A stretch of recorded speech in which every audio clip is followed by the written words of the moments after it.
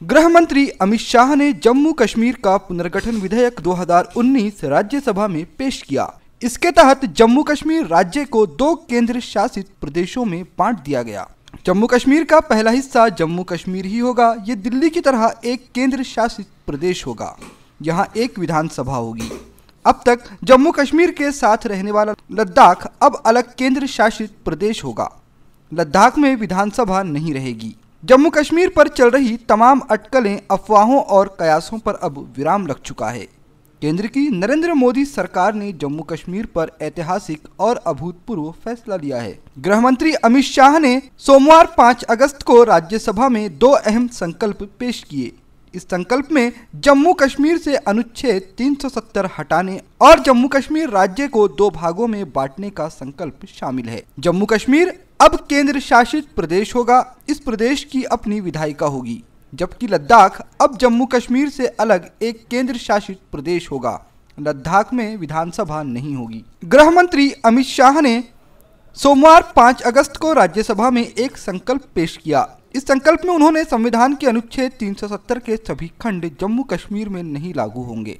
अमित शाह ने राज्यसभा में कहा, महोदय, मैं संकल्प प्रस्तुत करता हूं कि यह सदन अनुच्छेद 370(3) के अंतर्गत भारत के राष्ट्रपति द्वारा जारी किए जाने वाली निम्नलिखित अधिसूचनाओं की सिफारिश करता है। संविधान के अनुच्छेद 370 के अंतर्गत भारत के संविधान के अनुच्छेद 370 खंड 1 के साथ पठित अनुच्छेद 370 के खंड 3 द्वारा प्रदत्त शक्तियों का प्रयोग करते हुए राष्ट्रपति संसद की सिफारिश पर यह घोषणा करते हैं कि यह दिनांक जिस दिन भारत के राष्ट्रपति द्वारा इस घोषणा पत्र पर हस्ताक्षर किए जाएंगे, इसे सरकारी गैजेट में प्रकाशित किया जाएगा। उस दिन से अनुच्छेद 370 के सभी खंड लागू नहीं होंगे, सिवाय खंड 1 के। अमित शाह ने राज्यसभा में कहा कि उन्हें अच्छा लगता है अगर विपक्ष उनसे ये सवाल पूछती है कि सरकार जम्मू कश्मीर की संवैधानिक स्थिति में यह बदलाव किन कानूनी प्रावधान के आधार पर कर रही है।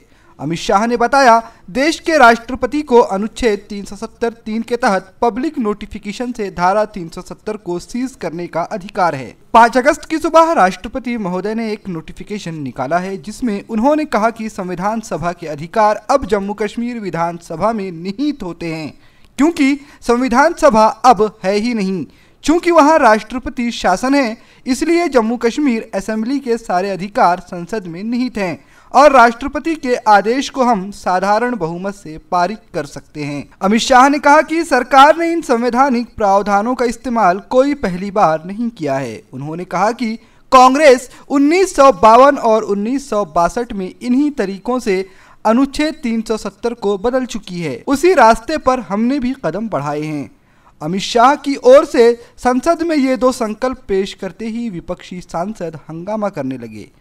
पीडीपी सांसद इस घोषणा के बाद ही कपड़े फाड़कर बैठ गए और हंगामा मचाना शुरू किया।